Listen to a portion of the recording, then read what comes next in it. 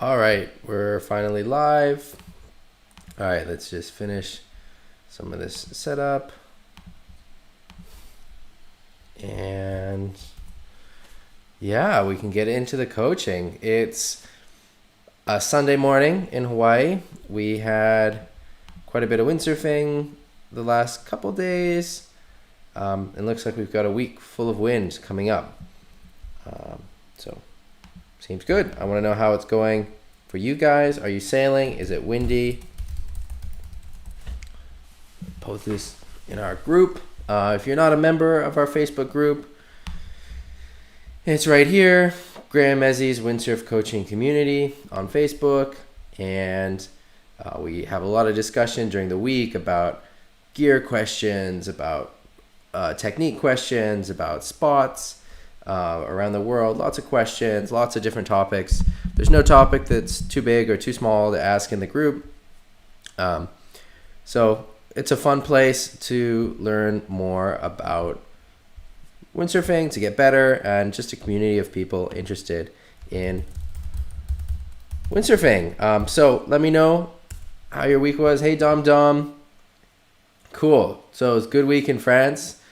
Happy to hear that. I would love to see some footage if you have any.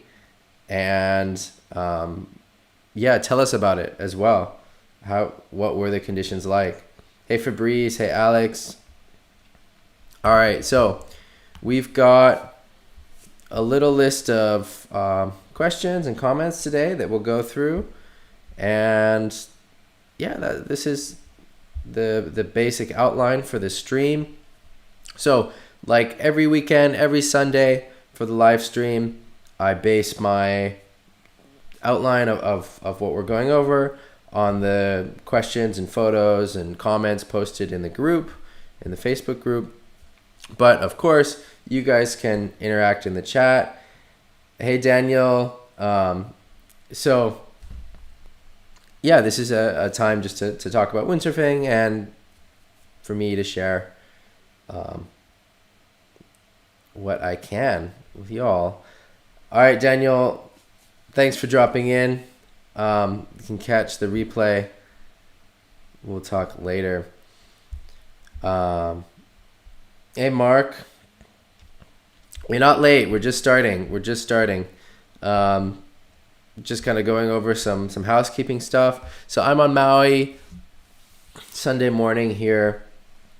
We've had quite a bit of wind the last few days. But the waves haven't been great. A couple days ago was pretty fun, but hey, Mario, but it's been pretty small. So like yesterday, for example, we were sailing, but pretty small waves, which is still pretty good on Maui. I mean, it's still amazing conditions compared to a lot of other places in the world. And the nice thing is that it's not crowded at all here when it's so small like that. So it was just a few people. Victor Fernandez is here. Adam Warhol.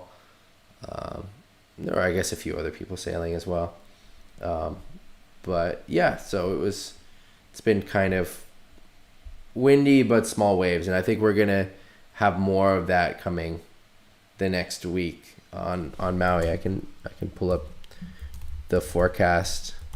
In general, wind guru is not the best for spots, especially not for Maui, but it can give a good overview of what's to come. Forecasts and reading forecasts is a whole topic that we can talk about, and it's something that probably I should research before I talk too much about it. But every spot has its own, unique aspects that Wind Guru doesn't quite see. So, for example, I'll look at Wind Guru to get an overview. So I look at this and I see, okay, we've got quite a bit of wind, but just no real swell that I see. So like I'm looking more at the direction of the waves rather than the period or the size. So like this size is pretty good normally for most spots in the world, right? 2.5 meters, 3 meters. But looking at the direction, I can see that it's just wind swell, looking at the direction and the period. And so that's not going to be this big. Whereas we can have a swell that's maybe like, Wind Guru shows it as like 1.5 meters, and it's a north swell at 20 seconds, and it's going to be like mast high or mast and a half high. So you have to kind of know how to read this. And the other problem with Wind Guru is that it's only looking at the primary swell, which is it prioritizes height. So this line here. And so then it can miss what it calls like a secondary swell, which might be a lot bigger because it has a bigger period, but it has a smaller height, so it's not registering it in the Wind Guru algorithm. And then for the wind, like Wind Guru is also not perfect. So like a lot, like these days where it says it's going to be really windy but also cloudy, this is probably a no wind day on Wednesday. So like every spot has its own, I don't know, things that you've got to figure out. I think actually like the best forecasting for the wind on Maui is this site, weather.hawaii.edu. And they provide forecasts and discussion about the weather in the Hawaiian Islands. And you can go to like different like 7-day zone forecast. Hey Olaf, I'm just giving you a little brief overview of like how I forecast in Hawaii. And generally on Maui, I don't have to do that much forecasting because it's so consistent here. Unlike other places, you don't have to drive as well. Like there's pretty much just one spot. Like it's pretty much just Ho'okipa. I mean, there are some days where it's not working at Ho'okipa and it's better at Kanaha or somewhere else down the coast. But then like I can show up at Ho'okipa that day because Ho'okipa is on the way there, and I can look at Ho'okipa and like, okay, Ho'okipa's not working. I'm going to go down the coast. And then there's like the rare day where the west side is working, and the west side can be amazing, can be really good. But it's like, I don't know, an hour and a half drive from where I live, which is pretty far compared to like the 10 minutes to Ho'okipa. And it's difficult to know when the west side will work. When it works, it's amazing. But anyway, so then I'll look at this and so I'll see, okay, we've got like east winds up to 20 miles an hour. And so there's a bit of acceleration, so that it's always going to be a bit more windy than they say here. And this is also for the Central Valley, which is quite a bit away from Ho'okipa. But this gives a pretty good overview. And like, so here we can see, like, for example, Wind Guru is saying like Wednesday is super windy, right? And I was saying that when it shows, hey Sammy, hey Axel, when it shows this, like for Maui, this like windy day with clouds, it's probably less windy actually. And so you can see like this forecast is kind of calling it. So they're saying like 10 to 20 instead of like 20 for that Wednesday. But we'll see. I mean, in general, like for Maui, I'm looking more at the direction of things. So as long as you have the wind in the right direction, it'll work. So you want like between east and northeast. Once it gets too north or gets any southerly in it, that's when it kind of stops working. And then for the swell maps, I like to look at, which I don't know if I'm using a different browser for the streaming, so I don't know if I have the bookmark here. There's like a Navy, like from the U.S. military, like swell map that I find pretty useful. Let me see if I can find it. Just pull it up. If this is interesting to you guys, if this is not interesting, we can just get right into the coaching. But you know, we had a few questions about Maui and what it's like on Maui, and so you know, forecasting is a big part of that. So I've got this is favorited in my other browser.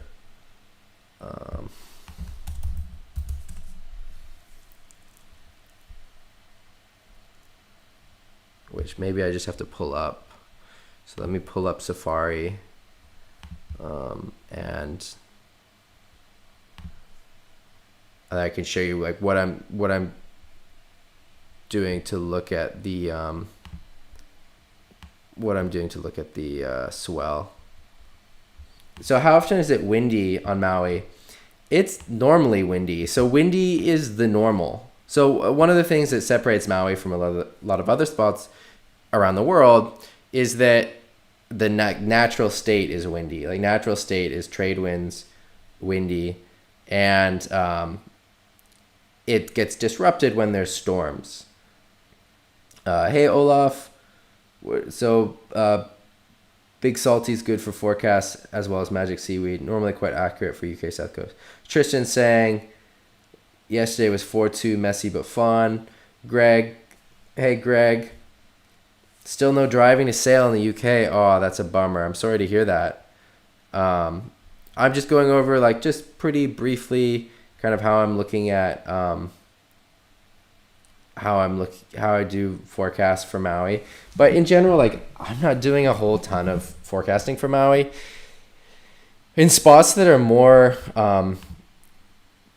consistent, like on Maui, there's a lot less forecasting needed, and there's only really like one spot, so you don't have to drive anywhere.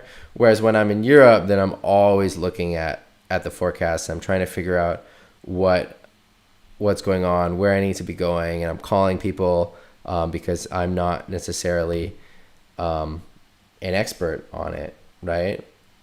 So here we'll pull up the swell map. So Hawaii is here, and so then I can kind of look and see what's coming, because like I said before, like Wind Guru doesn't do a great job with the swell because they're only showing the primary swell, which they're prioritizing with swell height. And for Hawaii, period is a lot more important. So like, for example, that wind swell is showing up, but maybe there's going to be some more waves coming in. But in general, like I said, I don't have to do that much forecasting because it's often windy and there are often good conditions. I mean, it's good to know if there's like a jaws swell or something.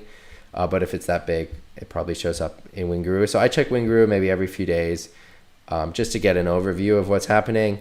And then if it looks unclear from Wind Guru, then I'll start looking at these other things. Or if there's a competition, then I really start diving into all these other forecasting tools. But let's get into the coaching. So we've got some bunch of different questions here in this thread, and I'm just going to work my way through them. If you guys have questions in the chat, let me know and I'll answer them, of course. Hey H, nice to see you. Thanks for joining us. So I'm just going to work through these questions. And again, if you guys have questions in the chat, let me know. Axel, sounds like you just tried wind skating. That sounds cool. Do a post in the group if you've got photos.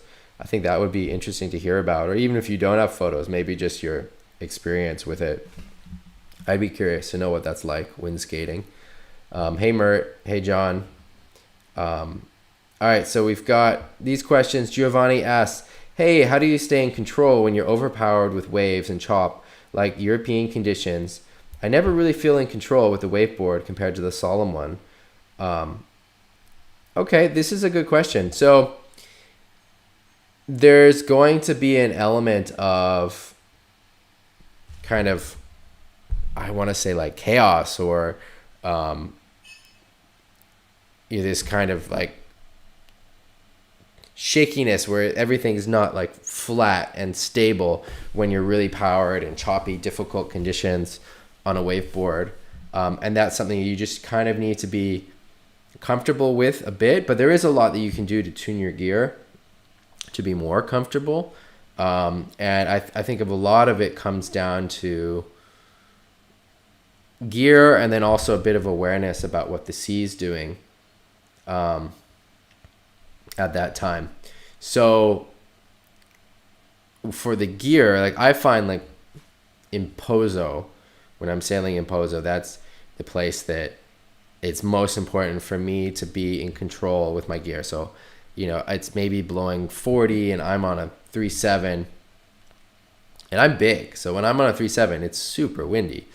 And so I want to get I want to have as much control as possible. I'll move my mast base forward, maybe about 2 centimeters, and that helps keep the nose down so that the board is not wanting to fly up.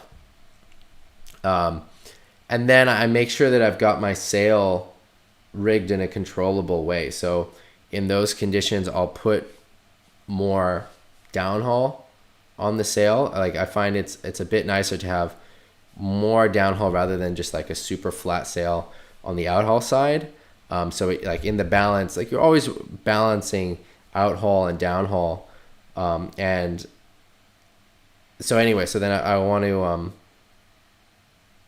in that balance, to weight it a little bit more towards the downhaul. And so like having a little bit more downhaul pressure to flatten the sail out and get that loose leech, which can help with the control. And then I also will sail with a higher boom. So I move my boom, like between Hokipa and Pozo, I'm moving my boom like this much, which you guys can't see, but is about like 3 inches, that's almost like 10 cm. Is that right? No, a little bit less, like 7.5 centimeters ish. And that's a pretty big difference with the boom height, but that just gives me more control in the high wind. All right, so Olaf asked, do I use long harness lines or adjustable ones? I like fixed harness lines, and I kind of change depending on where I am. So in Hawaii, because I'm riding with a lower boom, which really helps with the wave riding, and I'm using 28-inch lines. And then often in Europe, where I'm riding a higher boom, I'm riding with 30-inch lines. So, I'm changing my lines based on the location because I'm riding my boom in such different heights. So like it makes sense that if I've got like 7.5 cm, like 3 inches of difference between my boom, or maybe it's more like 6 centimeters, like a little bit closer to 2 inches of difference, I'm going to need to change my harness lines, right? Like it's not going to feel the same. So I hope that answers the question about harness lines. I did a video about boom setup, which is somewhere on the YouTube. I think that's one of the things that most people get wrong.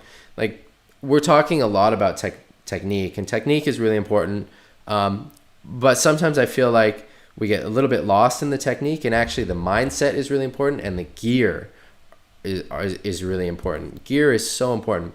One of the 2 biggest mistakes that I see are not riding the boom in the right place. So often you should lower your boom, and having the feet too close together. So often you want to go with a wider stance. Having a wide stance really helps a lot. So a lot of times when I see photos, like I'm just scrolling through Facebook or whatever, and people are posting their windsurfing photos, that's the number one thing I see is the stance. If your stance is too narrow, you can't get low in a nice power position.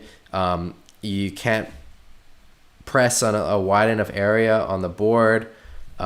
It really affects your wave sailing.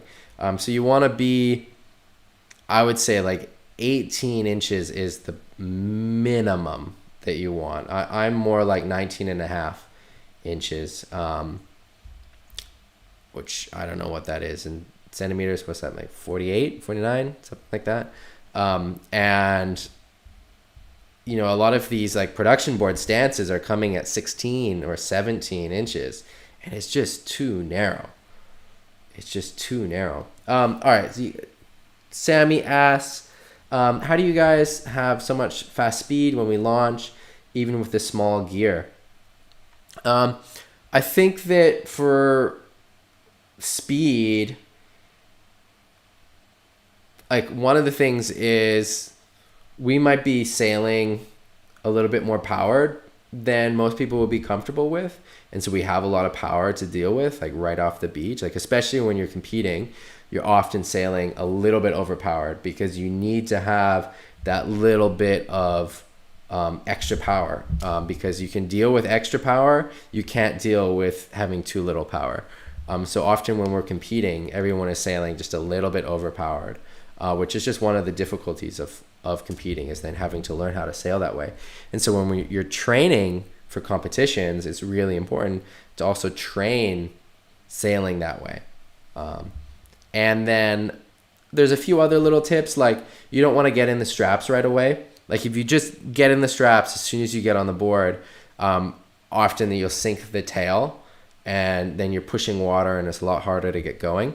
So if you're kind of standing out of the straps, even if it's just for like a few split seconds to get you going, and then move in the straps, you'll get planing a lot sooner. And a lot of times, I mean, this isn't true somewhere like Pozo or Cabezo, but it's definitely true somewhere like Maui or a lot of other places as well. I'm really not in my back strap very often, just when I'm about to do something. And so I've got my front foot in the strap, but my back strap is out of the strap. So I'm not pushing the tail down as much. And that allows me to, one, have like a more like free ride stance. I'm able to have that narrow stance and stand taller. But also I'm not like pushing water with the tail. All right. So then Giovanni continues his question. With the slalom, I sometimes raise the fingertips and push on the rail, but with the centered foot straps, I cannot really. Maybe I need to tune the foot straps better. So one of the things with the foot straps, which I've also got a video on foot straps somewhere on the YouTube, which I recommend checking out. Again, the gear is so important, is you really want to make sure you can get your foot fully in there. I see a lot of people with just the toes in the strap. Like I've got my strap coming almost up to my leg. And that allows you to have a lot of control over the board. Because if it's just your toes in the straps, you don't have much control over the board. So you want to make sure that your foot straps are big enough. And when you're choosing your foot strap openness, you want them tight on the sides and high on the top. So get them tight on the sides and high on the top. How do you do that? Sometimes that means you need to like skip a hole. So you're going not like on the same hole on the front and the back inserts. You know, maybe you're moving one hole back or one hole forward. Or you can do it with washers. Most of the production boards come with plastic washers that you can turn around. You can turn them 180 degrees and will make the straps tighter. So you want the straps tight on the side, but then you can make them really loose and kind of high.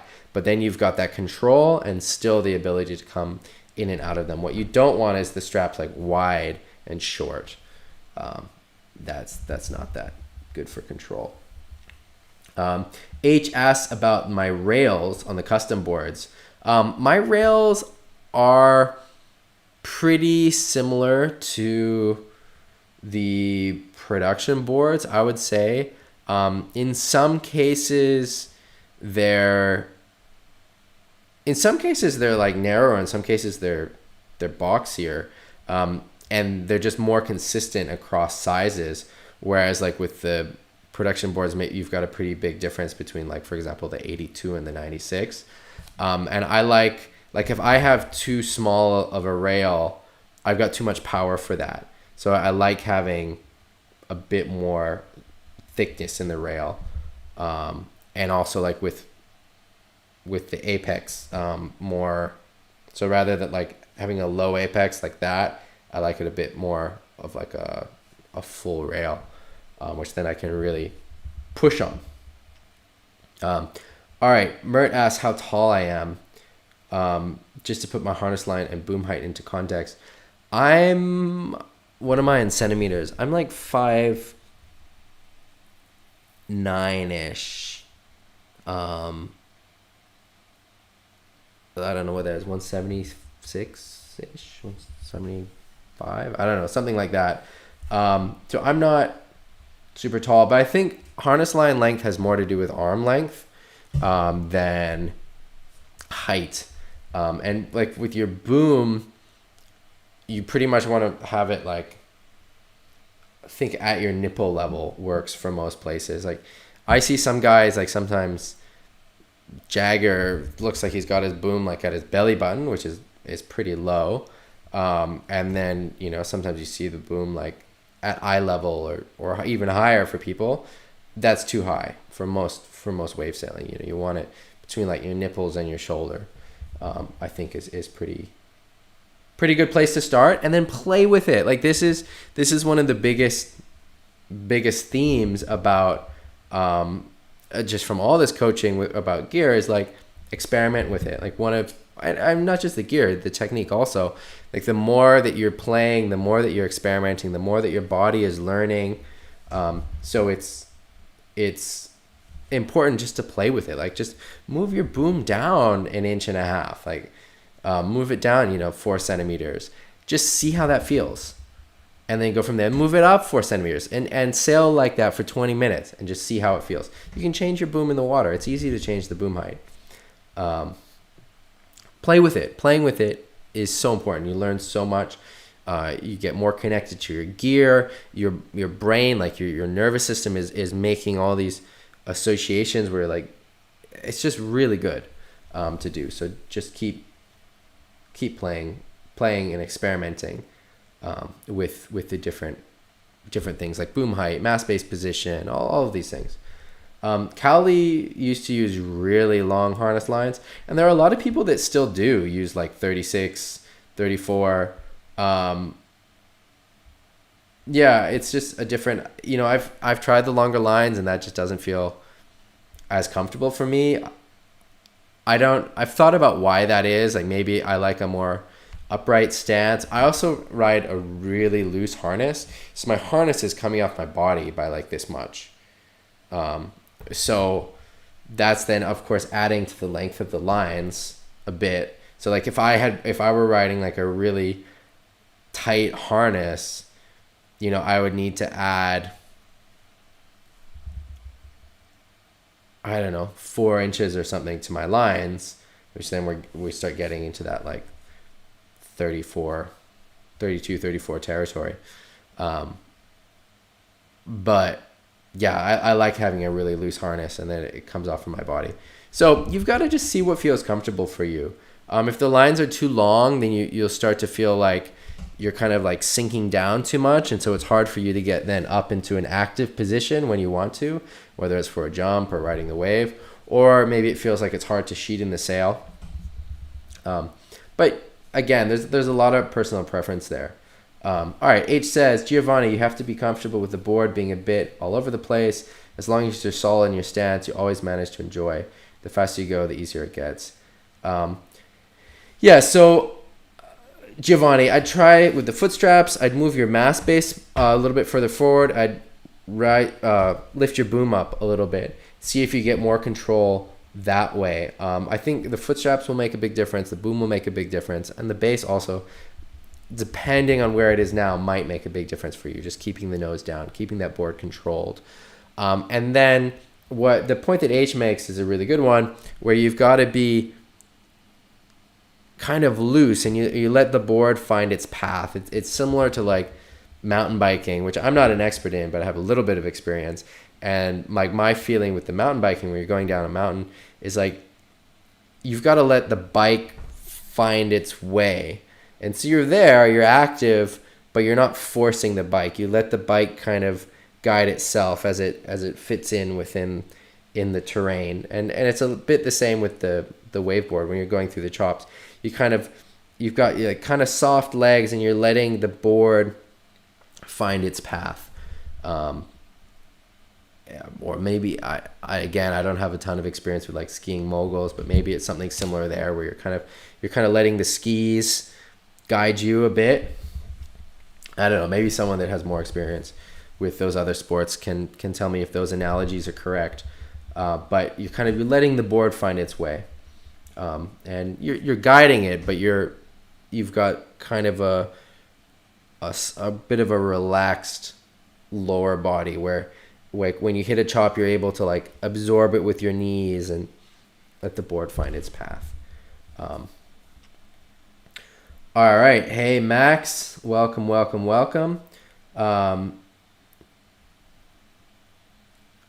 H is saying he rides 36 and 34. Sometimes it feels too long. Might be worth trying a little bit shorter then. All right, Mario says, in a straight line, I keep my feet where the foot straps are, but the foot is not fully inside. But I keep the heels on the edge to keep the windward rail low. That can make sense depending on the conditions. All right, John says, all right, can we go to dark mode for the next one? Sure, I can try that. All right, Max, so I recommended that you go with a lower boom. Made a big difference. Cool. That's good to hear. Hey, Michael, a load of grease. All right, so Michael's asking about how to lay down the sail in an onshore bottom turn. I would say, which this is maybe not a satisfying answer, but I would say don't focus on laying down the sail. You don't have to lay down the sail to do a good onshore bottom turn. You have to get on the rail. And sometimes you can do that by laying down the sail, but sometimes not. And if you're focusing on, so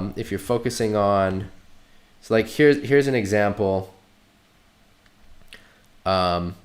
where, you know, I'm on the rail, my board is fully carving, but my sail is not really laying down at all. It's pretty upright, and there are other conditions like this. Like let's see if I can find. I had some onshore conditions.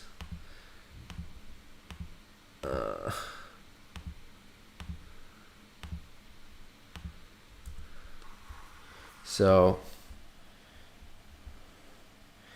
I mean, this is pretty mushy waves, super, super mushy waves, kind of gusty wind, but you can see, like, I'm not laying down the sail at all, but I'm leaning over a lot and getting the board on the rail. And that's working in those conditions, which are kind of onshore and also like not very powerful waves. So here's another example. Again, I'm like not really laying down the sail at all. I'm really getting my body over though.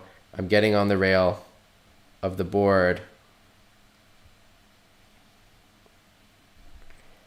Anyway, so I'd say really focus on the rail engagement, Michael. That's way more important than getting the sail laid down. So that's the answer to about the lay down. John is saying that he'd normally put his boom down for more control.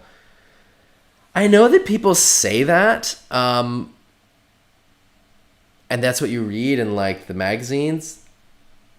I just find and observe the opposite. Like if you look at the pro fleet, you see when it's like really windy conditions and people need more control, there's more jumping, the boom is going up. When it's like lighter wind conditions and more down the line wave riding, boom is going down. With a higher boom, it's easier to get planing.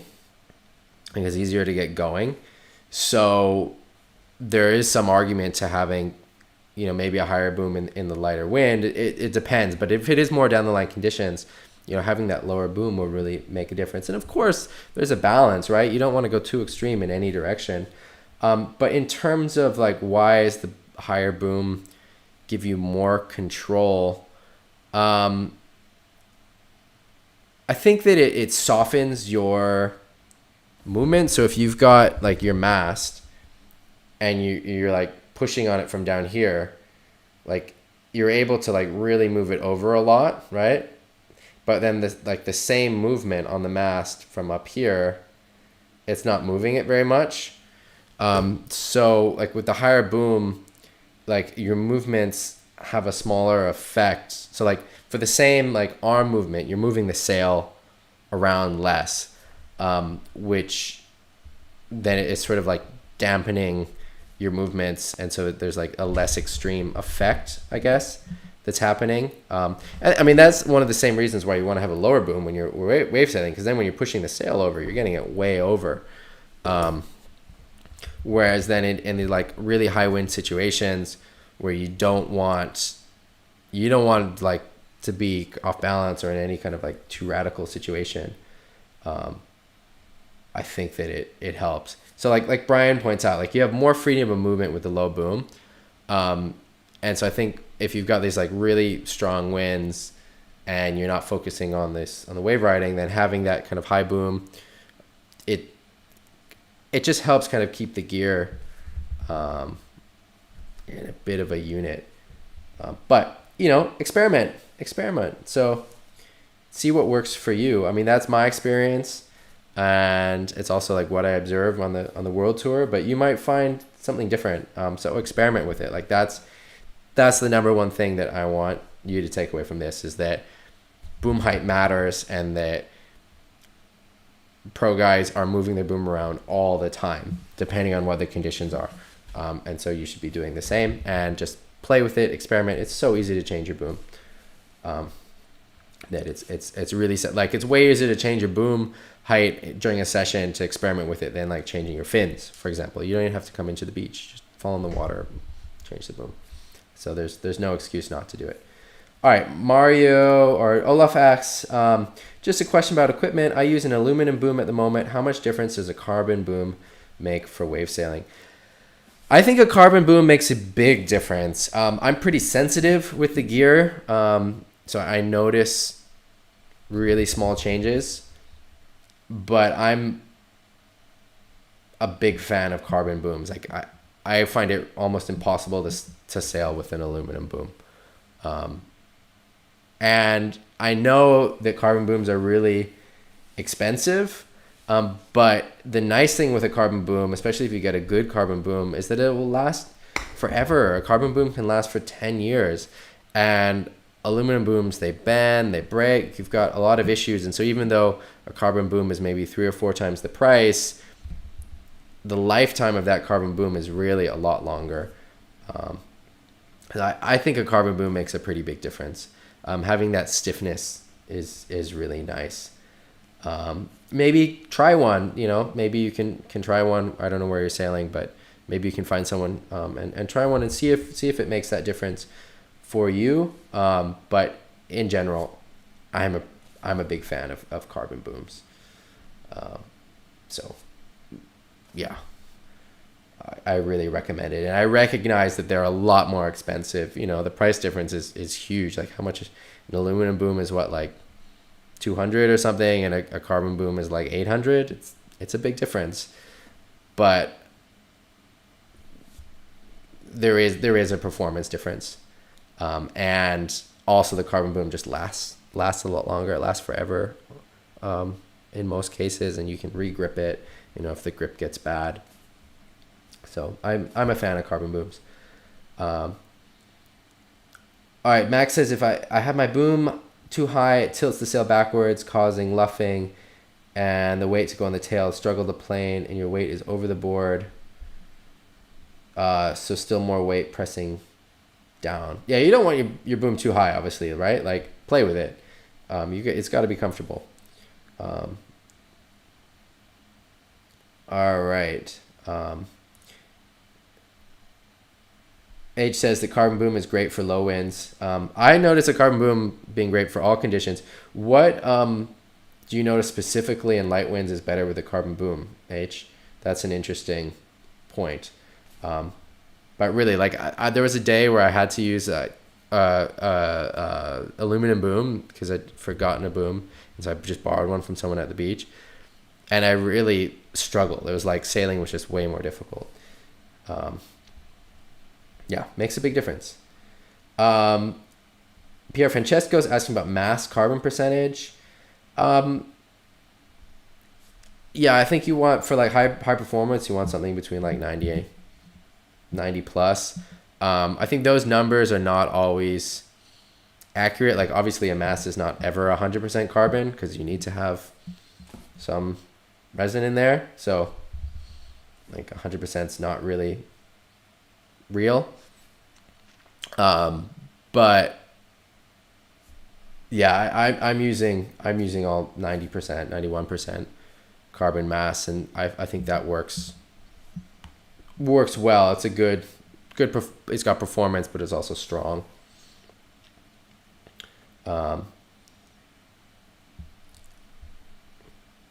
Yeah, Max is saying, you can just pick up the used gear from the people that change their gear every year. And then Giovanni's saying that he tried a carbon boom and it felt like a totally different rig. I believe that. Having a stiff, good carbon boom is amazing. It's like you've got so much more direct transfer. You've got so much more control. Makes a big, big difference. All right, I'm going to get into some of these questions that were posted in this thread in the group. Again, if there's anyone that is not in the Facebook group or doesn't know about the group, it's facebook.com/groups, Ezzy Coaching, or Graham Ezzy's Windsurf Coaching Community. You can search for that. And yeah, so this is where we can post questions, photos, videos, and we've got a lot of discussion going on in the week about different things, some fun topics like this, like what's the biggest event you've ever missed because you had to go windsurfing, or some footage from Israel, footage from South Africa, some discussion. I give some tips like about this aerial, et cetera. But you guys can also ask questions in the chat as we've been doing. So you don't have to be a member of Facebook. I know there's a lot of people that don't like Facebook, so totally fine. Greg is saying he tried the slim L360 boom in El Medano years ago, came back and bought one right away. Can't sail with anything else now. Slim grip is so nice. Yeah, I'm moving over to slim grip now, or I have moved over basically with the Chinook booms, using the reduced grip, and I'm liking it a lot. All right, so let's get into these questions a bit. So Dan is talking about dealing with injuries and the decision to escape from a move. So this is a pretty big topic, and it's something that we've talked about a little bit before. One of the things that I think is pretty important when you're sailing in the waves is that you don't want to let go of the boom. You really want to hold on as much as you can. And there's a few different reasons for that. One is that the gear floats, right? The gear is your ship. Even if there's no wind or you're not able to sail, the gear floats. It will help keep you safe. Two, like just dealing with currents and whatever, like if you get separated from the gear, there's no guarantee that you're going to catch up to it again. And being stranded without your gear is obviously not good. Two or three, I guess is whatever point we're on, third point. Like if you're holding on, like there's like total less travel, like with currents or from the whitewater or whatever. So like for example at Hokipa, like often as long as you're holding on to your gear, you're not going to go on the rocks. For those that don't know, the wave of Hokipa breaks in front of some rocks, and they're kind of like the infamous rocks, and so you can go on the rocks and break gear or whatever. But often that happens after letting go, and then the rig travels a bit farther, gets on the rocks. But if you're with the rig, it's a lot more difficult to go on the rocks. Another point which is really relevant for injuries is that if you let go of the boom and you're still in the foot straps, it's really easy to hurt your legs or your ankles. I think one of the most common ways of getting injured with in wave sailing is having just one foot stuck in the strap, and that's your only point of contact with the gear, and then the gear is doing whatever it's doing and twisting around, and your ankle is just getting all messed up. And you can kind of prevent that if you're holding on to the boom. Because then you've got a little bit more kind of control. You're a bit more connected to the gear, and then maybe you can pull out your foot from the strap or both feet from the straps. And so I really recommend holding on to the boom almost as much as you can. And that helps a lot with just like general like wipeouts in wave sailing. In terms of like injuries and stuff, when to bail from a move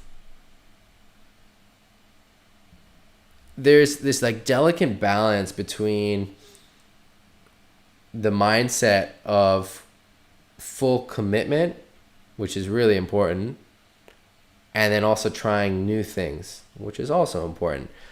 So like one of the things I've said before, and I think is pretty important, is you want to be able to commit 100% to your line. So whatever you're doing on a wave. And if it's a line that you can't commit 100% to, you should choose a different line on the wave, right? Like if you're going for that lip, but you can't commit, you've got that fear inside of you and you're going at heels, you need to be choosing a different line and work up to hitting that lip. Because it's when you don't have the commitment that you get hurt. It's when you don't have the commitment that you fall. It's when you have that hesitation and you go on the brakes and you're just then that millisecond too late and the lip smacks you. And so you want to really be able to commit. So in smaller waves, that means that you're hitting the lip and you're like pushing it, whatever you're comfortable with. And in bigger waves, that means you're not taking the same line. Maybe you're just riding the face. Maybe you're not even doing a bottom turn. You're just trying to feel the wave and connect with it and try and get as much speed as you can from the wave, you know, which is totally valid. So it's about what you're able to commit 100% to. And I think that's pretty important. Now, there's obviously a balance where if you're trying new things, there might be a bit of fear and you're not able to have that same kind of confidence. But then you've got to make sure that the conditions are right for that, right? So like the conditions for learning something new need to be conditions where you're really comfortable. So if you're trying to learn wave 360s, you're not going to learn them for the first time in like barreling mast high waves, right? You're going to maybe start trying them on like knee high waves and you're going to go out the back, but you're super comfortable. There's none of that fear. So it's about being able to commit, not hesitate. Because that's really when you get hurt, is when you hesitate, when you're not committing. Another thing that I really recommend, and I recognize is harder in some places than other places, is getting to know the spot that you're in. So like it can be just sitting there and watching. And so just really watching how the water's moving, how the current's moving. And it can mean swimming. So like I swim a lot at Hokipa, and that allows me to be just super confident. I know exactly how the water's moving at Hokipa. So like I'll go out and I'll swim and I'll go out to catch the current out to the outside and then kind of swim around where the waves are starting to break and then come in again. And that allows me to have a lot of confidence, which then is like ties in with being a good swimmer. It's really important to be a good swimmer, or at least have confidence in your swimming. I mean, you don't have to be winning, swimming races, but if you're not a confident swimmer, that means that you're not going to be confident when you're getting wiped out, when you're getting pounded. And like we already established, it's when you're not confident that you're hesitating. It's when you're getting hurt. It's when you're panicking. Confidence, commitment are key. So how do you get better at swimming?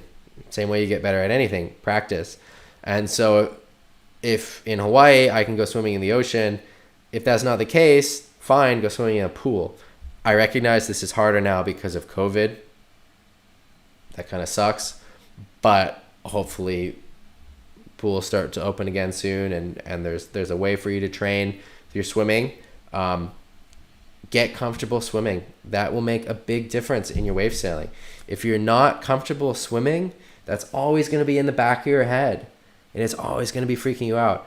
And you don't have to be like a champion swimmer, but just get that practice in so that you're comfortable. You can do a few laps in the pool without stopping, without touching anything, without holding on, without having to catch your breath. Just having that comfort, you're learning a few different strokes, having a good like front crawl sprint so that you can catch your gear quickly, having a good kind of relaxed breaststroke when you don't need to be so fast, but maybe you've got a longer time where you need to swim. Being able to float on your back, being able to like do different backstrokes as well. All of these things will give you more confidence, and it's not hard. Like you go like 1 hour a week to the pool, and that will increase your confidence a lot if you're not confident already with the swimming. I think that makes a pretty big difference for people, because otherwise that's always going to be in your head. All right, Fabrice asks, how do you hold the gear under the wave? So when you're wiping out in the wave, I'm always holding onto my boom. One thing that I do, which is I think important, is I don't like being under the sail. So a lot of times if you're getting worked and you've fallen on the wave, you're under the sail. So what I do is, so let's say this is my front hand, okay? This is my front hand, this is my back hand. I'm under the sail and being like dragged along by the whitewater. What I'll do is I'll bring this hand in and I'll push this hand out. And what that does is then as the water is flowing over the sail, it flips everything. And so then the rig flips over and then suddenly I'm on top of the rig, which is what I feel is a much safer position to be in. I don't like being under it because then I've got to come up and around. I've got to change my position to get air whenever I'm done with the whitewater, because sometimes if you get over it but you're still getting like bounced around, you can catch a breath of air if you need to, or if you're under it, you might like hit the reef or hit the rocks. And so just that little tip, if you're under it, you just pull in with your front hand, push out with your back hand, and that will flip the sail over and you'll get on top of it again.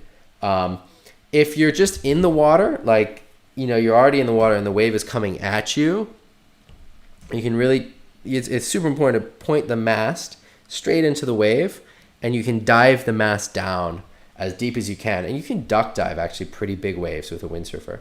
What I do is I hold onto the boom, I've got the mast pointing into the wave, I stand on the mast, pushing the mast down, down, down, trying to get it like as vertical as possible.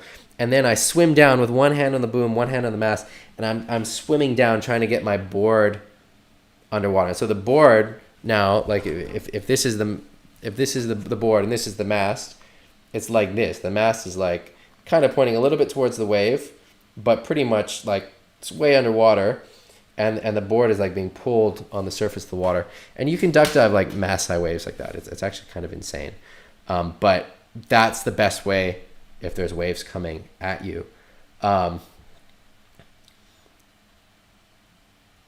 Yeah, all right. Max is saying, I always think I'm the anchor in the wave as it breaks over me and the kit when in the impact zone or go down.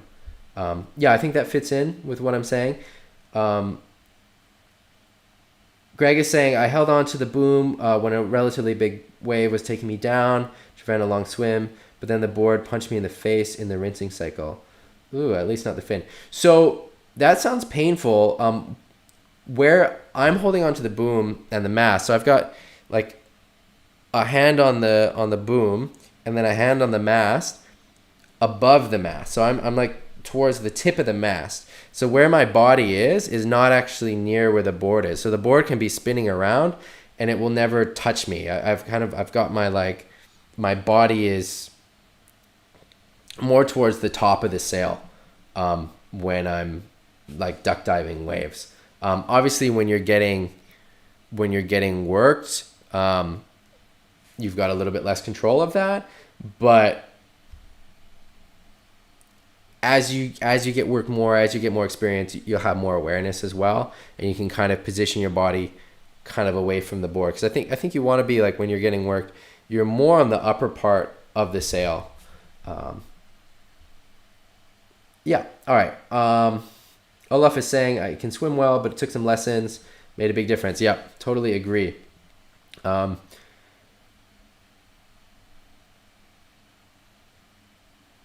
Interesting. Pierre Francesco is saying that Kailani thinks about building a Lego construction while in a big wipeout.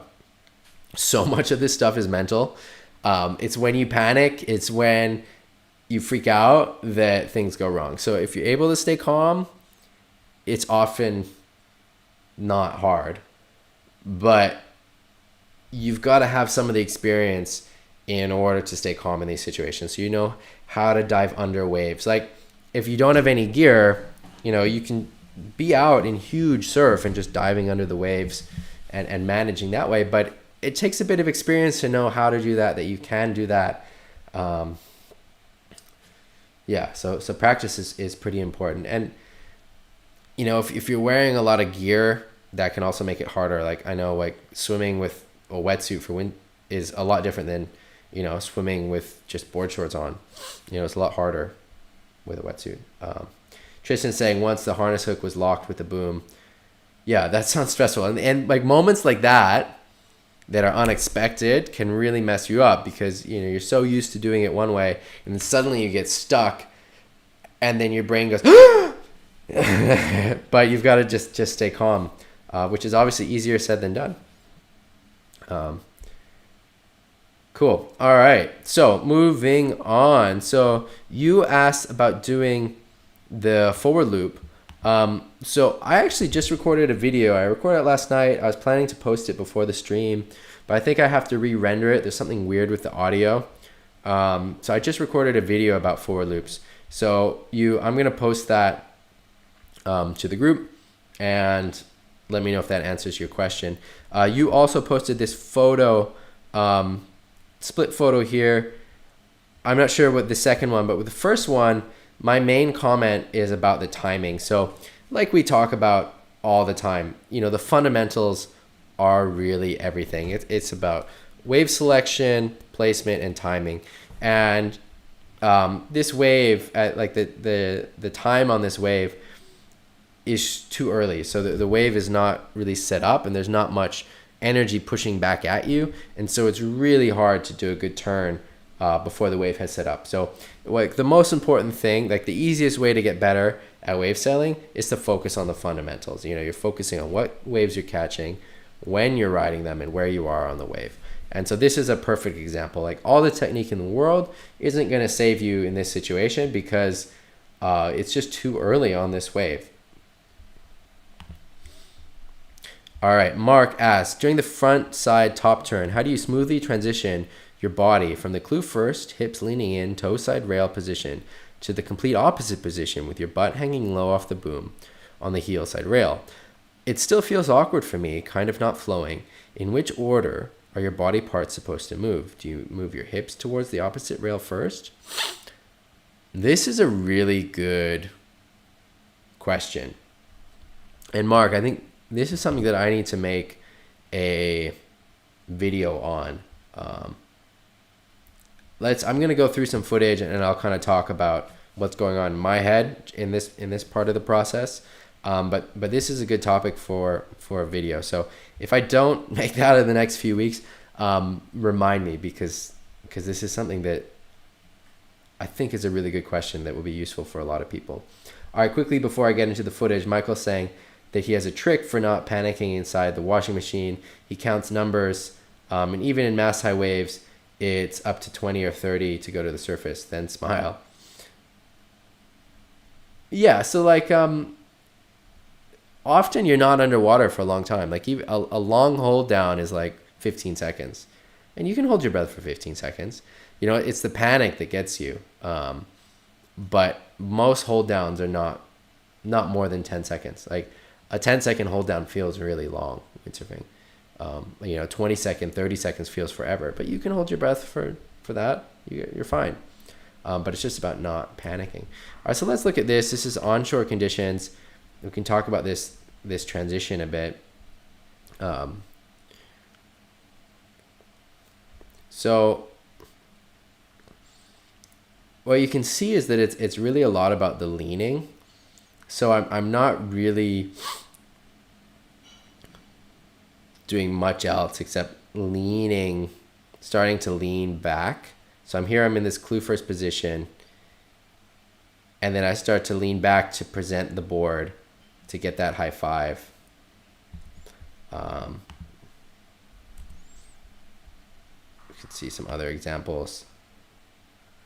So here there's a little bit more of a transition, but it's the same kind of thing. I'm staying in a bit of a similar position, and I just start leaning back, so like my legs, like my knees and like from my hips down is staying in a pretty similar position, and I'm just like leaning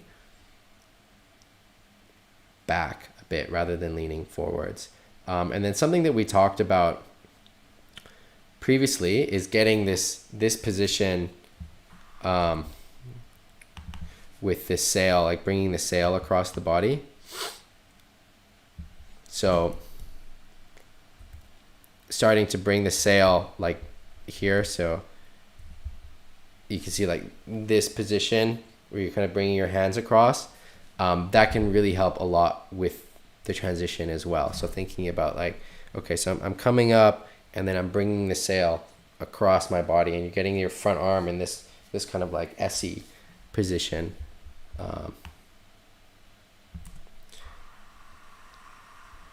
Yeah, again, this is like kind of onshore conditions, kind of mushy waves, like these pretty bad waves.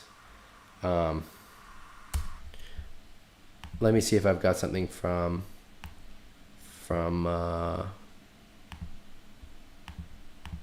Hokipa that is interesting in this respect.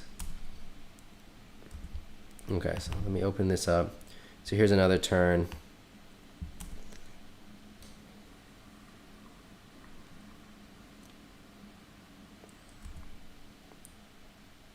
Okay, I don't know why this isn't playing great. Hopefully.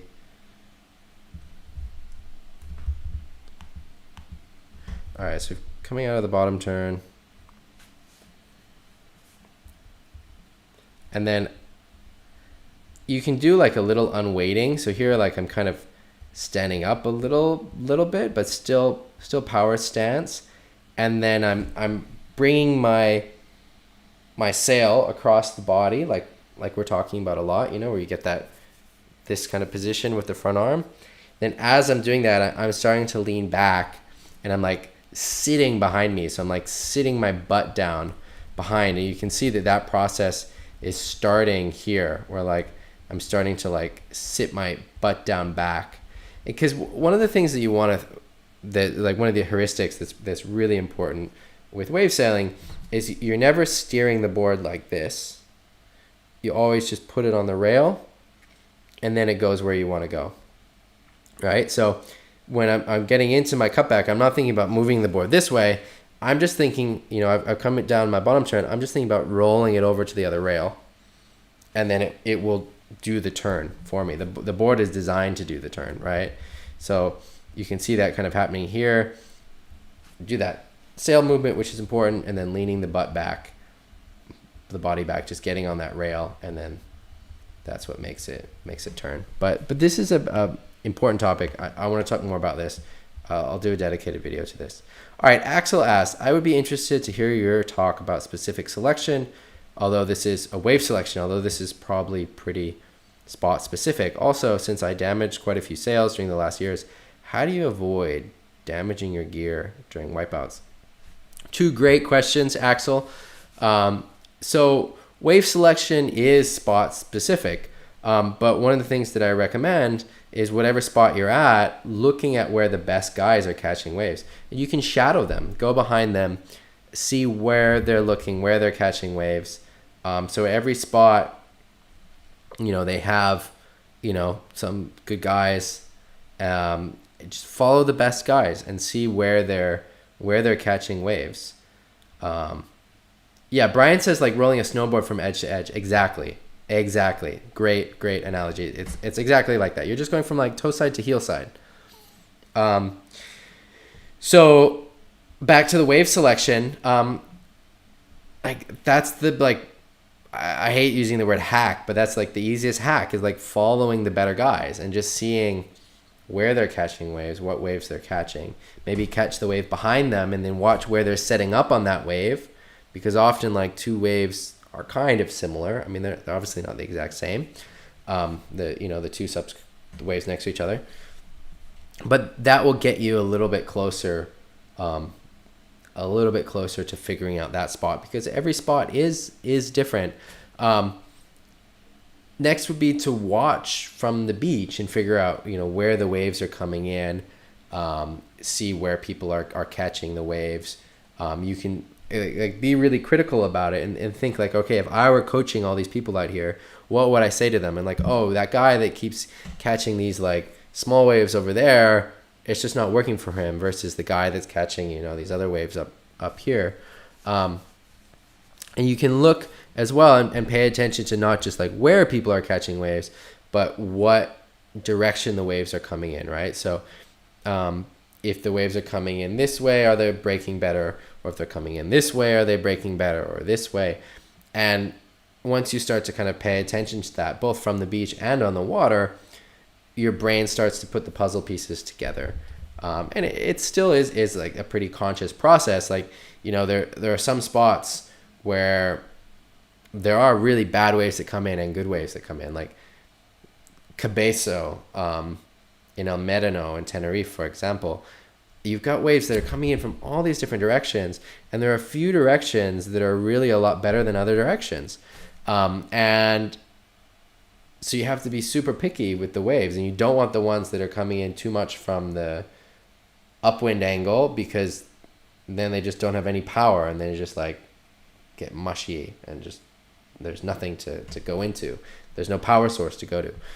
And then you don't want the ones that are coming too much from like the downwind direction, because then it's just like a closeout and you get maybe one section, one hit. So you want the ones that are kind of like in the middle, or even the best ones, they look actually kind of like it's coming in kind of like this. It's almost like the two directions are combined. Those I find in Cabezo are the absolute best ones to catch.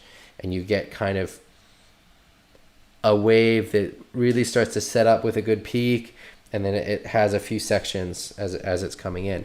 But you start to learn these things by really just paying attention. And then you can find spots so on the land that you can line up with as well. So, you know, maybe it's a bunker, maybe it's a tree, maybe it's a car, or whatever for that day. You can find, okay, I need to kind of line up like this for that, of where I should be catching the waves. And use all these pieces of information to kind of help you figure that out for each spot, because each spot is different. And, you know, in some spots you want to be catching the biggest waves, in other spots you don't, and it's more important which direction the waves are coming from. Or maybe you want the medium-sized waves because those are the only ones that are breaking clean. You know, sometimes this happens like in silt, for example, where and it can happen, I'm sure, in other places all around Europe, where or it happens at Hokipa sometimes too, where the biggest waves are like messy and they're choppy and they're not working. And so you want the medium ones because those clean up. So it's spot specific, it's day specific, but you can use these tools to help you make better choices. You know, following the better riders, lining up with different landmarks on the beach, watching from the beach and really being critical of the people on the water and seeing like, okay, did that pay off? Did it not pay off? And then also being honest with what you want from the wave. So like, for example, in Hands Thumb, you know, you can choose to ride more downwind and you'll get a longer, mushier wave sometimes. It obviously depends on the swell. That can also have good sections too. Or you can be a bit more upwind, where then you're going to have a much shorter wave, but maybe it has punchier sections. And that's a choice that you make. All right, second question about damaging sails.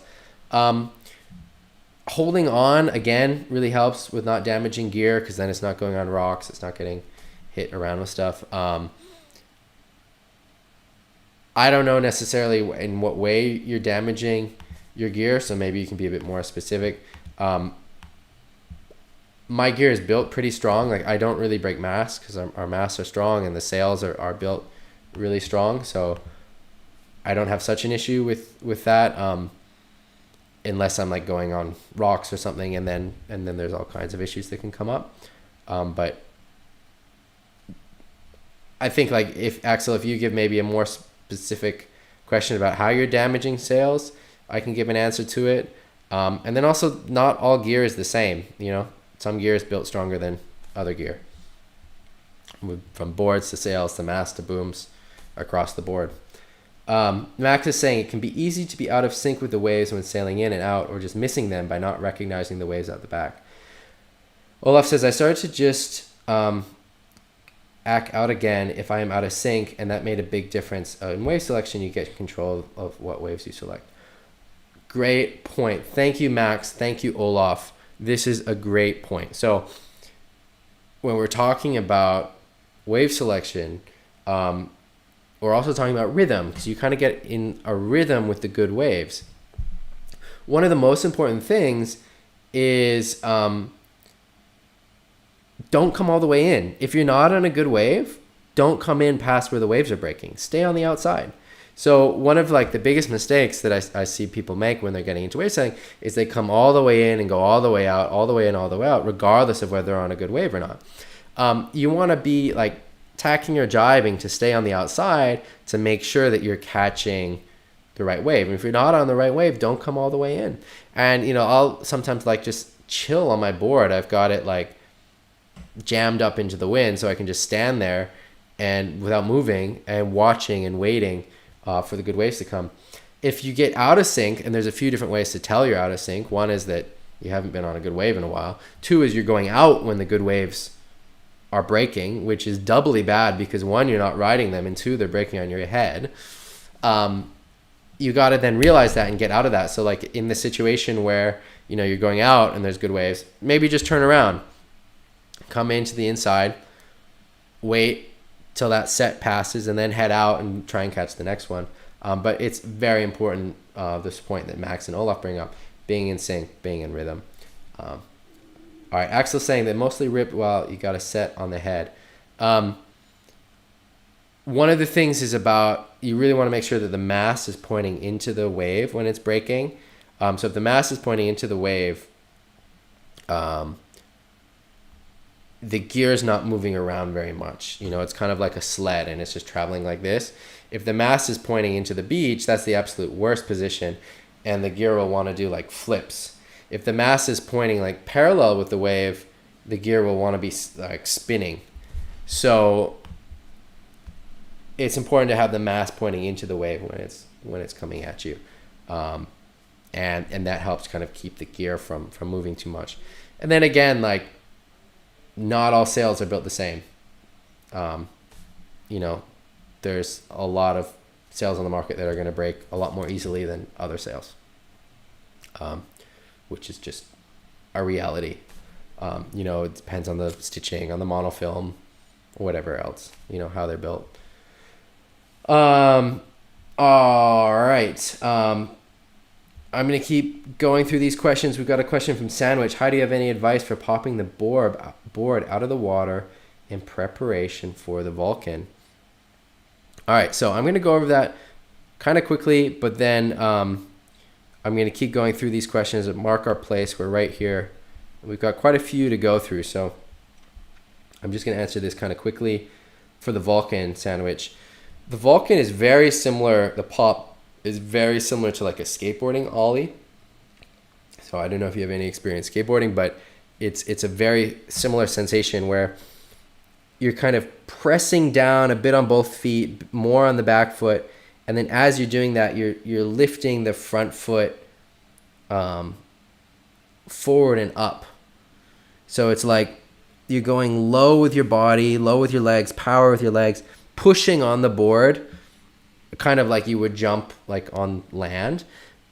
But the difference is like you're really pushing on the back foot, and then you drive that front foot forward. It's like you're pushing the whole board forward. So you like drive on the back, kind of get the tail up, and then you push everything forward, and that's how you do the little chop up. And that's very similar for the Vulcan.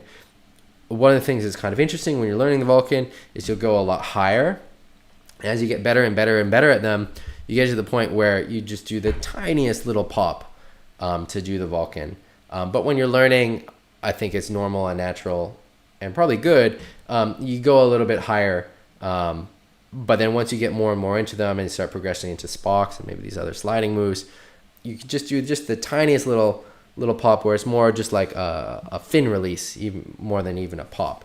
But to get the pop, it's that like skateboard ollie sensation. All right, so where are we? So John says, perhaps not relevant, but wants to express gratitude. Oh, thanks, John. Cool. I'm stoked you're having a good time. Thanks. All right, Ivor says, wave sailing competition basics. How do you approach a wave contest? What's your strategy? Great question, Ivor. I see Mark also follows up with it.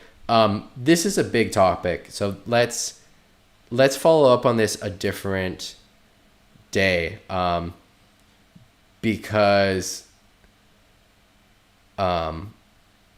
this is a big topic and something that I want to talk about, and I think it's pretty interesting. And we've had a lot of interest from people in the group about doing competitions.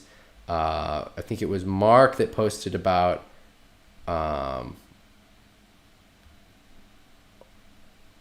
we've got a lot of interest about doing competitions, and then we've even got some people in the group who are organizing competitions. And maybe, I was thinking just the other day that it'd be cool to even organize my own amateur competition. But this is a topic that is a pretty big topic, so let's do this in a more dedicated session. Maybe we can just do this next week. Maybe we can have kind of a dedicated session for competition. All right, Tristan's asking, he's got a question about where you look with the eyes.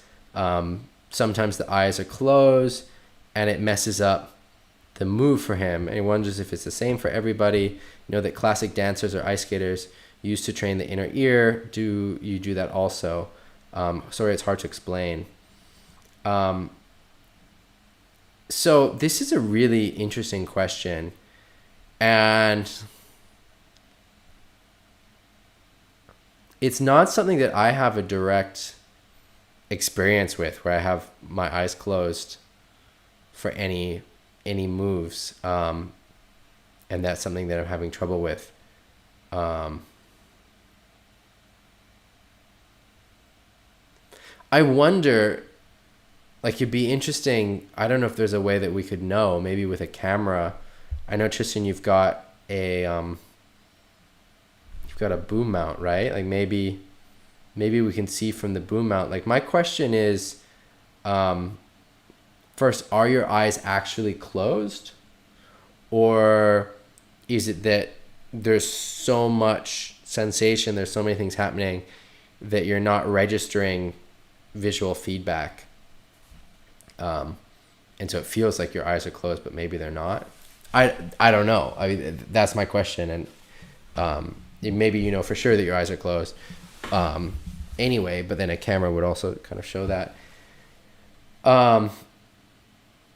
Just a blink, but it goes so fast, Tristan is saying. I think that it's one of those things where just the more you do it, then the slower everything seems, and then the more awareness you have in all these moments. I've not had this issue specifically. I wonder if anyone else has. Has anyone else had this issue with having a blink where their eyes close during a certain part of a move and it messes them up?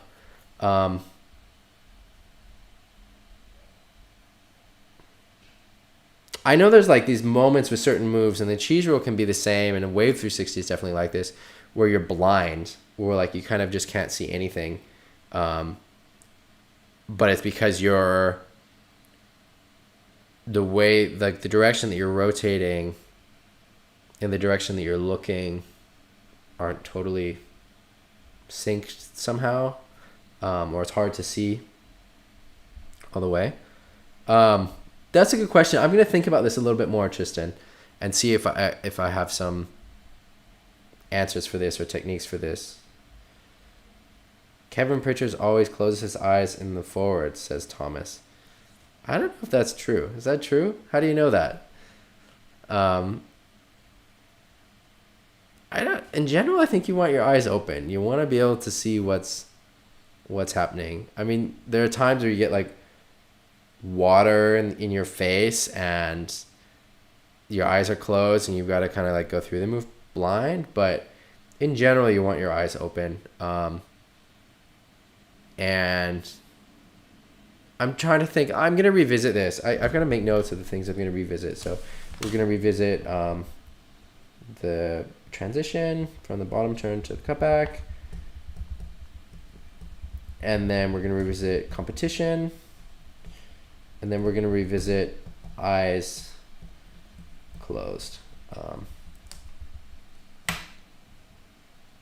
So Olaf is saying he used to close his eyes, and then when he learned to springboard dive, that helps keep them open to spot where you're going in the water.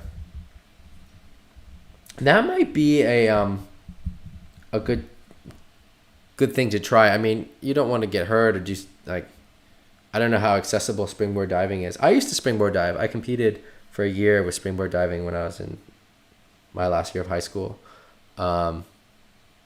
And I did a lot of trampoline stuff as well, which also maybe is useful. Like Tristan, maybe doing like practicing some flips on a trampoline, like back flips and front flips. I don't know if you're comfortable doing those already, but if you're not, that's something that you can learn that might just help with your like your body's awareness with the acrobatics. So that's maybe something to try. How would you go about doing that? I don't know. I know there's like on Maui and also in Hamburg where we are, there are these like trampoline centers where I think you can take lessons and they'll teach you stuff like flips. I wouldn't just like go try to do it yourself. Like I think working with someone is probably useful, but I think that that's useful. Like I spent a lot of time on a trampoline when I was a teenager. We had one at the house, and I was doing that year where I was doing the diving. We also had a lot of trampoline training, and I think it helps just get kind of like an awareness of your body when it's rotating, and that might help then with the eyes. So then even if you're like blinking or something, it doesn't affect your awareness, which is sounding like what's happening. Like you have a blink and then you're kind of losing the well, you're doing 2.5 on the 3-meter springboard. I mean, that's pretty good. So I guess you have a lot of awareness. I don't know. This is something to revisit with the blinking, because it's not something that I've come across. I'm really curious if other people have had this issue messing them up. Thomas says that about Kevin. I'll ask Kevin. I have no idea. All right, let's move on. Let's keep going. We'll come back to that. Thomas is talking about the bottom turns and moving the sail back before going into the bottom turn. This is from Fede.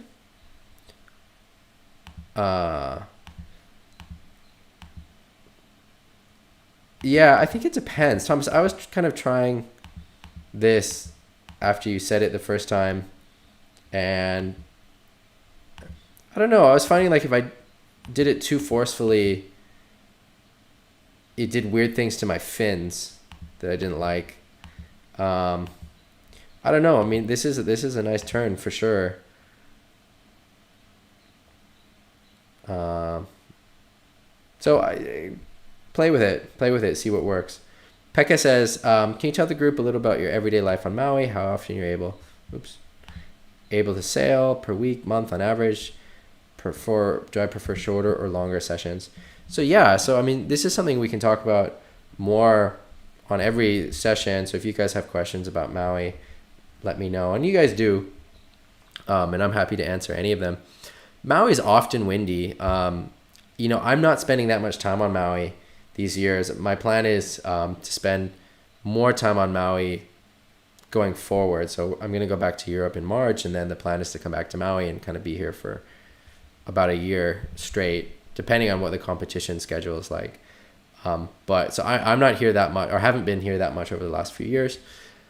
But anyway, generally it's pretty windy. Like I'm looking out the window now, the trees are going crazy. It's super windy today. Most days are windy unless there's a storm or something that's disrupting the wind. I like sailing. I like longer sessions, but I'm trying now to do more like shorter sessions. So my tendency is to do like one 2 to 3 hour session. But what I'm trying to do, because I think it's maybe better for the performance, is doing like a 45-minute to an hour session, come in, have some water, have a break, then do another hour session. I think is maybe better. But I really like long sessions. I don't get too fatigued from it. I like being out on the water. But just from a performance perspective, it might be better to do like a bit more like targeted short sessions. Mark says he's got a question about handling fear in bigger waves. Had a near drowning experience in surfing in proper waves in Ireland. still affects me in bigger stuff, although years ago.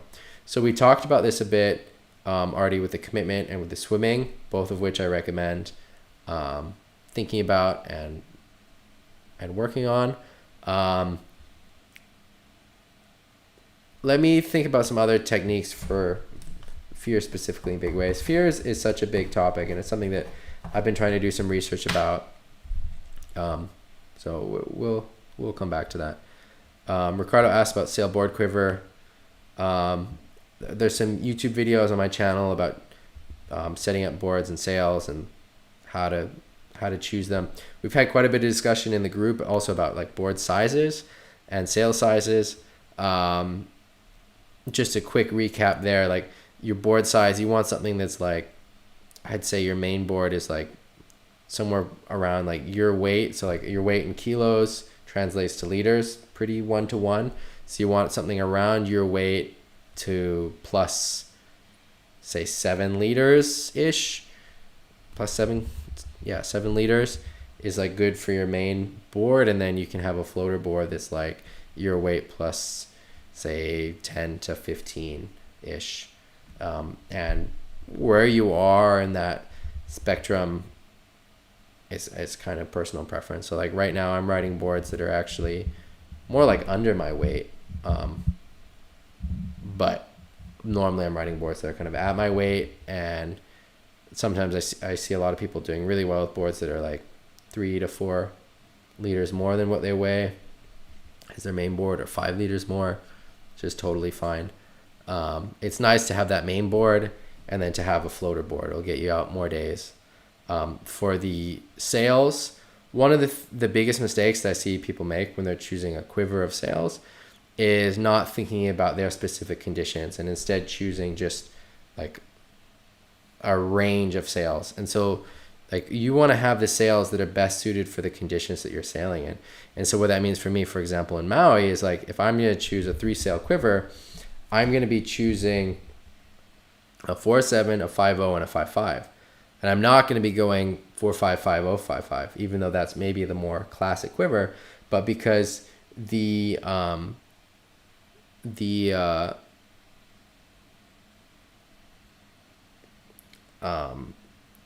more days, like 4-7, 5-0 days than anything else. And so then I'm on a perfect sail those days. And so otherwise I'd be on, the 5-0 most days, and I'd have to sail it overpowered a lot. And then on the very rare, really windy days, I can sail the 4-7 overpowered. But it's better to sail like those few days overpowered on the 4-7 than have to sail a lot of days overpowered on the 5-0, which would otherwise be 4-7 days. And then the 5-5 gets me out in the light wind conditions, which just gets more days on the water. It's an important size to have. So that's just a little bit about like sail quiver theory. That's another topic for a video. I don't think I've done that one yet. But basically, so it's not just looking at having this like sail quiver width, but looking at what conditions am I actually sailing in, and how do I make sure I've got the right sails for those conditions. Thomas is pointing out in the chat that in different kind of conditions you want more volume. So the more onshore it is, you want more volume. Side shore, maybe you're looking at plus 10 liters for your light wind board. Hokipi, you're looking at like 0, plus 0, like at your weight. And yeah, a lot of this comes down to personal preference. Onshore conditions, you want to have more float. Side shore conditions really depends on the spot, depends on the current, depends on a lot of different things. All right, guys. Well, I think we went through a lot of different topics. This is, I think, our 3rd week on the YouTube. Oh, I forgot to edit this. This just automatically goes with the old title. So we gotta change that up. So save that. And then, all right, we got a few more questions, and then I'm gonna call it a day. Check out the beach. All right, so Mark says, back on the fear topic, training will do a big part, building confidence from fitness. When your fitness doesn't match your abilities, you might get yourself in trouble. Totally agree. I think with fear, there's a lot of different aspects to it. Like one of the things we talk about is building confidence. So that's like making sure just that you're fit in general. 2 is like doing the swimming, making sure you can swim, and that will help you so much. 3 is like swimming in your specific spot, if it's possible. I know this is not really possible everywhere. Like I swim a lot at Hokipa, and I know the currents, I know the rocks, I know how it all works. So there's never a reason to panic because I know it all. And then the other side of that is dealing with the fear in the moment. And there's different breath techniques, there's different counting techniques, being aware of sensations. This is something we're going to revisit, but Mark points out 2 good points of view on there. Pierre Francesco is saying, can you do some moves on both tacks? How do you approach something you can do on one tack? Just practice. Seems very natural on one side, whilst not on the other. Yeah, I don't know if there's a move I can do only on one side. Double forwards, I can do much better on starboard tack. I used to be able to do them on both sides, but I don't know. I had a bad crash, and I've got like a weird mental block with the port tack doubles. But otherwise, I think everything I can do both ways, which was not necessarily easy. Some moves came easy, learning it on the other side, and some moves not. And so I've done a lot of learning, like goiters, for example, which is funny because I think I was one of the first people to really do them consistently. But I was just doing them on starboard tack, and then learning them on port tack, it's this whole new move. I find that fun though. I like once you learn a move, then trying to learn it on the other side, because you know how it works and your body knows how it works. And so you kind of like have that fun learning process, but it's more condensed, it's more shortened. And it also it really, it accumulates. So like if you're really good at one side, the more you do on the other side, the easier it is to get better on that other side. So like the first few days when you're sailing, like your wrong wind direction is going to feel super bad. But then once you learn a few things, it's easier to learn more and more and more. I've definitely got some differences though. There's some things that feel a little bit more natural on one side or the other. Tabletops feel more natural for me with port tack wind. Forward loops are more natural with starboard tack wind. Back loops, comfortable on both sides, but maybe a little bit more natural with wind from the left for some reason. Push loops, definitely more natural with wind from the right. So there definitely are these different like preferences. And on the waves, I love sailing port tack, but I definitely feel more natural when it's starboard tack. But it's definitely fun. It's good for your brain, good for your sailing. Like if you train your bad side, you'll get better at your good side. So it's definitely worth doing. I don't think you should avoid your bad wind. In fact, seek it out. Spend time doing your, if you're used to sailing port tack, sail starboard tack. If you're used to sailing starboard tack, sail port tack. And you'll be better at your good side when you come back, because your brain just understands a lot more about what's happening. All right, I'm going to call it a day. Thanks for joining. If you don't know, this is our Facebook group, Graham Ezzy's Windsurf Coaching Community. You can find here Facebook groups, Ezzy Coaching. We have discussion during the week, post questions. Every Sunday we do a live stream on YouTube like this. Thanks for joining. Have a good windy week. I'll see you next week.